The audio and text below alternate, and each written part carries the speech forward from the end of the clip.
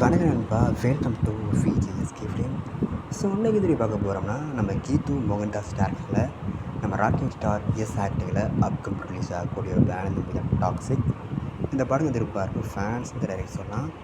So இந்த படத்தில் star cast பார்த்தீங்கன்னா யஷ், நயன்தாரா, கைரா அத்வானி, டொவினோ தாமஸ், ஆகாஷ் ஓப்ராய், சுதீப் நாயர் மற்றும் பல ஸ்டார் காஸ்ட் இந்த படம் இருக்காங்க.